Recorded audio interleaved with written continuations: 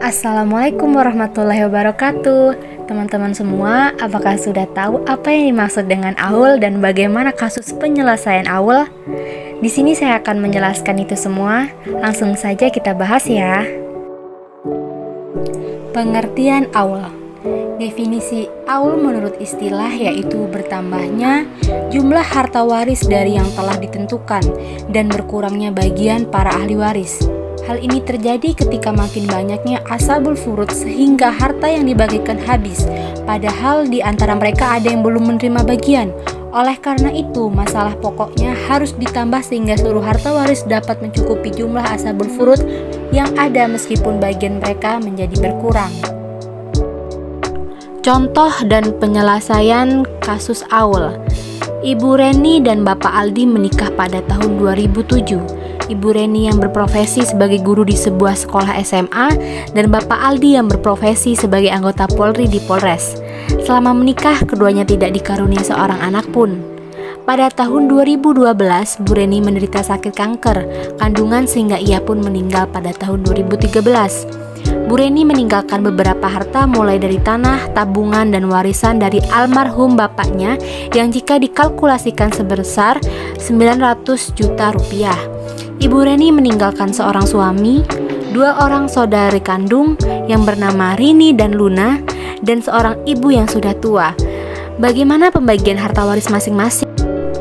Kedudukan dan posisi ahli waris. Yang pertama, ashabul furud, zawil furud nasabiyah.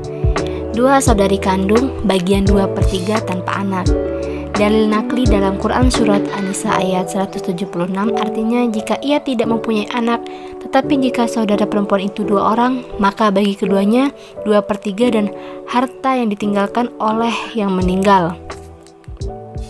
Berdasarkan dalil akli di sini jelas bahwa jika si mati tidak mempunyai anak dan tidak mempunyai saudara laki-laki sekandung, bagian 2 orang dan saudari perempuannya adalah 2/3 yang ketika dibagi masing-masing mendapat 1/3 karena pada dasarnya saudara sekandung adalah ahli waris pengganti di saat pengganti utama tidak ada. Kedua, ibu, bagian 1/3 karena pewaris tidak punya anak. Dalil artinya jika orang yang meninggal tidak mempunyai anak dan ia diwarisi oleh ibu bapaknya, maka ibunya mendapat 1/3.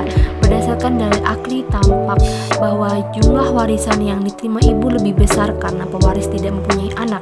Anak di sini adalah ahli waris utama yang telah tergantikan oleh ibu. Dalam Quran surat An-Nisa ayat 11. Selanjutnya zawil furud sababiyah.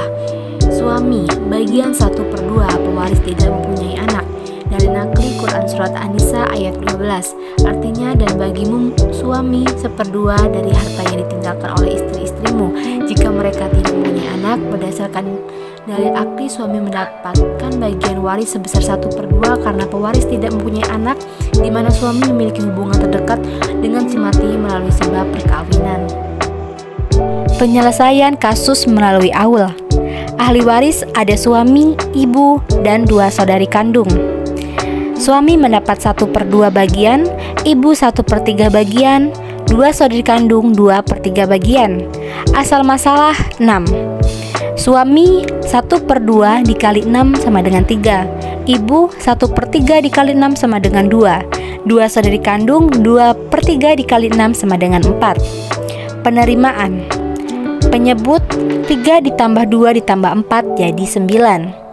Suami 3/9 dikali 900 juta sama dengan 300 juta rupiah.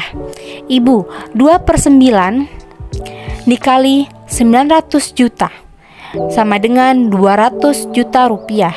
2 saudari kandung 4/9 dikali 900 juta sama dengan 400 juta rupiah.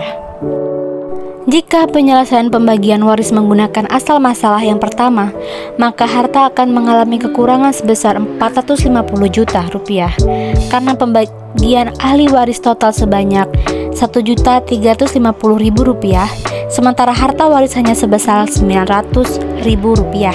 Akan tetapi setelah diaulkan, jumlah masing-masing harta waris yang diterima ahli waris adalah sesuai dengan kaidah hukum kewarisan, yakni suami mendapat 300 juta juta rupiah, ibu mendapat 200 juta rupiah, dan dua saudari kandung mendapat 400 juta rupiah.